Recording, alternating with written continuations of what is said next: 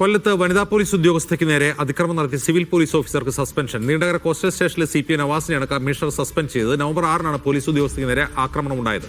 നവാസ് നൽകിയ മുൻകൂർ ജാമ്യ ഹർജി നേരത്തെ സെഷൻസ് കോടതി തള്ളിയിരുന്നു. ലിജോ റോളൻസ് വിവരങ്ങളുമായി ചേരുന്നു. ലിജോ, എന്താണ് ഈ ആക്രമണത്തിന് പിന്നിൽ?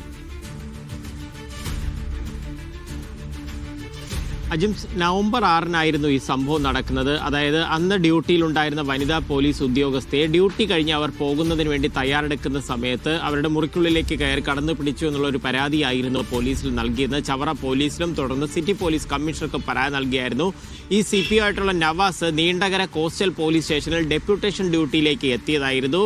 ആ സമയത്ത് ഇത്തരത്തിലൊരു നവാസിന്റെ ഭാഗത്തുനിന്ന് മോശം പെരുമാറ്റമുണ്ടായിരുന്നു പരാതി നൽകുകയും ചെയ്തിട്ടുണ്ടായിരുന്നു. ആദ്യഘട്ടത്തിൽ ആ പരാതിയൊക്കെ താഴ്ത്തി വെക്കാനൊരു ശ്രമം നടത്തിയെങ്കിലും അത് കമ്മീഷണർക്ക് പരാതി എത്തിയതോടെയാണ് നടപടിയിലേക്ക് കടന്നത്. നവാസിനെ സസ്പെൻഡ് ചെയ്തുകൊണ്ടുള്ള ഒരു ഉത്തരവാണ് ഇപ്പോൾ ഇറക്കിയിരിക്കുന്നത്. അതായത് നവാസിന്റെ ആ ഒരു പ്രവൃത്തി എന്ന് പറയുന്നത് പോലീസിനാകപ്പാടെ നാണക്കേട് ഉണ്ടാക്കിയെന്നുള്ള രീതിയിലൊരു നിരീക്ഷണമാണ് നടത്തിയിരുന്നത്.